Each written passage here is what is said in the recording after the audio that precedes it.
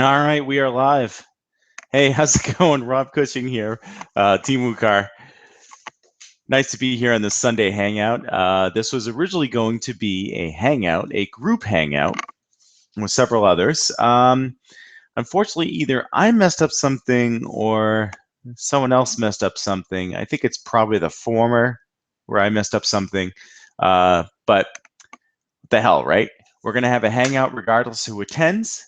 This could be for you, the user, the viewer that is now watching this. It could be, the subject matter I wanted to talk about tonight anyway, which could be, it might as well just to be to myself 15, 10, maybe even 5 years ago, maybe even 3 years ago.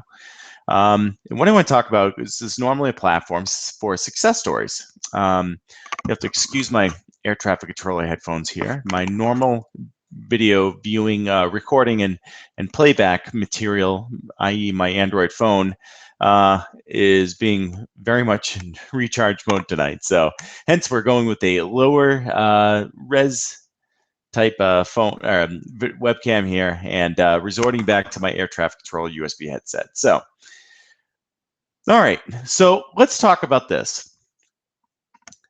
We're here to talk about success, okay? But have you heard that phrase, success is just the next room away? I've heard it throughout my whole life in one point, or another. I've heard something to that effect. I never really knew what it meant until I had an old mentor of mine relay this story to me. And you can adapt it for whatever you're doing. Okay, if you're in business, whatever you're doing, if any type of business you're in, it's if you're trying to achieve success professionally, if you're trying to achieve success in something that you have a great passion for, like music or art, or anything else of that matter. Okay, pay close attention. So here's the scenario. Okay. Have you ever heard or seen the MGM Grand Hotel in Vegas? It's huge. It's supposedly, I've never been to Vegas, but it's really huge from what I understand, when I've seen pictures of it. It's just over 5,000 rooms. As a matter of fact, that's a lot of rooms, right? So anyway, so here's the scenario I was given. Imagine that you are in the lobby of this gigantic hotel. And the manager of the hotel walks up to you with this master key to every single room in the hotel, and he tells you that within one of those rooms, under the bed, there's a briefcase with your biggest dream inside. Now, that biggest dream is different for everybody, right? To maybe someone on, who's really seeking money, it could be $1 million. To someone who is pushing for something of a passion, maybe if you're a musician, it's a huge recording contract. Or maybe it's something that's not even physical. Maybe it's something intangible, like, I want the time and ability to make my life what I want. Maybe that's something intangible like that. But everybody's different. Okay, but this manager of the hotel, this huge MGM Grand Hotel, has 5,000 rooms. He walks up to you with the master key and he says, okay, on one of these rooms, under the bed, in a briefcase, is your biggest dream. You'll need to go out and look for it. That's all you got to do. Okay, you could search each room as fast or as slow as you want. No time limit, except for, however long you live. But it's up to you to do the searching to find that prize. So put yourself in a situation. Would you do it? Of course you would. Guarantee like that. You know that's in there somewhere, right? You just got to put forth the effort and go look, right? Why not? So you start rushing from room to room. You're fired up. You're ready to do whatever it takes to claim that briefcase. But guess what?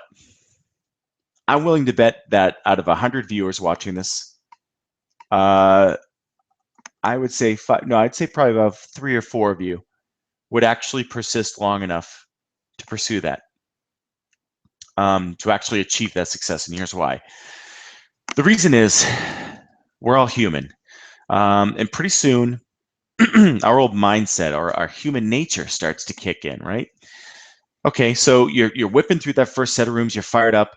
And after that first set of rooms, you start to wear down a bit. I mean, come on, 5,000 rooms, that's a lot of rooms. No one person is going to be able to check them all in a day, let alone a week or a month. It may take much longer than that.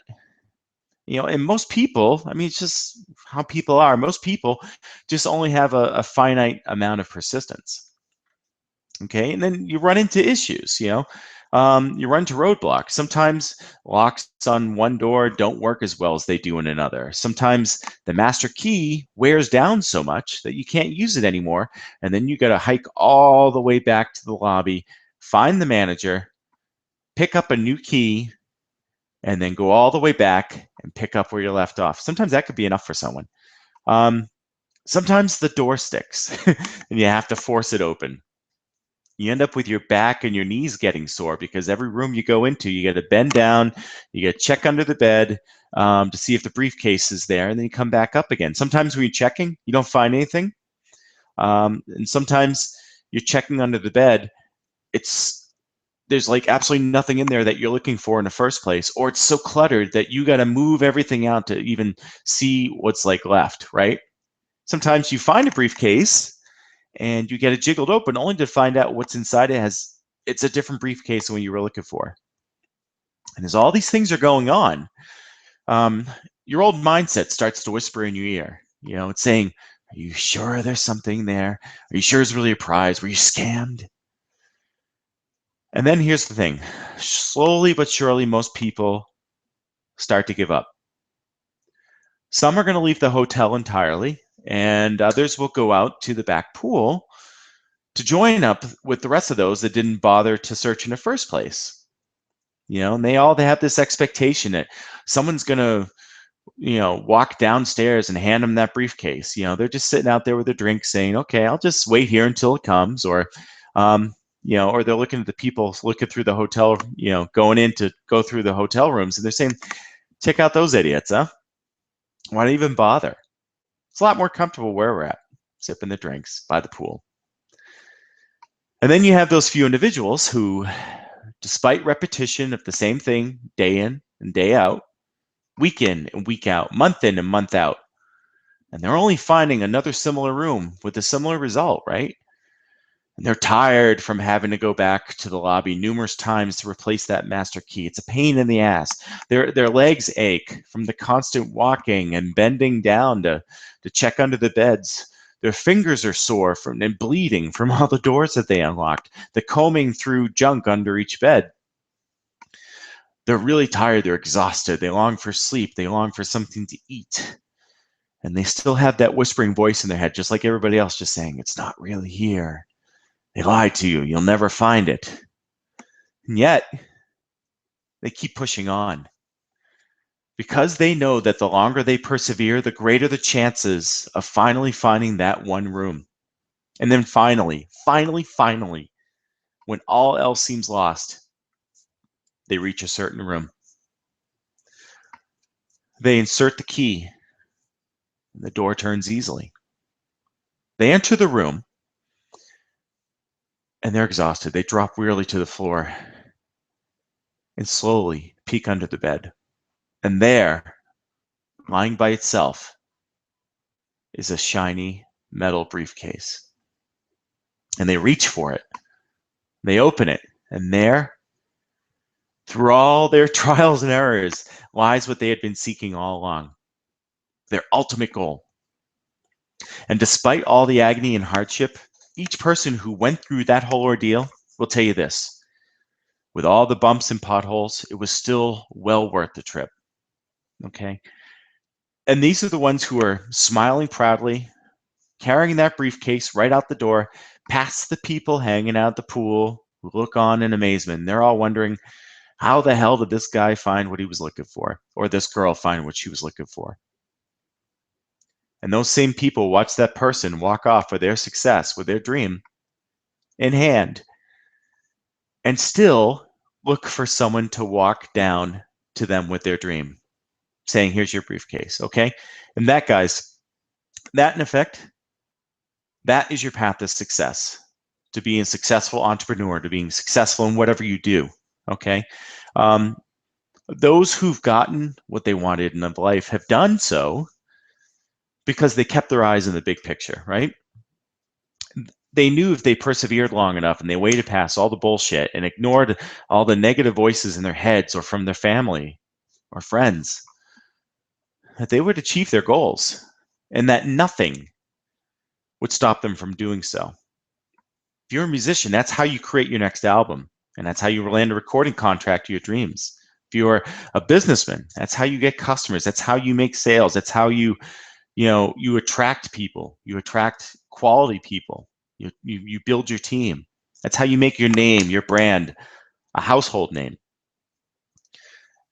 And this is to me how you achieve passions, or I'm sorry, how do you achieve freedom and time to pursue whatever passions you want. Okay, so I want you to ask yourself this.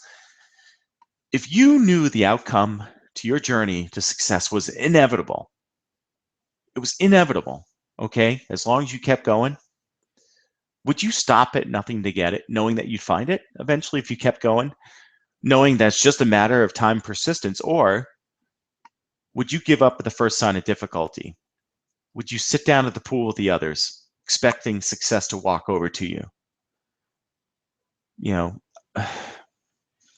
it's like someone said, I forget who said it, but I see this graphic all the time. It's the definition of a successful entrepreneur is this: being able to work for a short time, like most people wouldn't, so that you can have rewards for the rest of your life, like most people can't.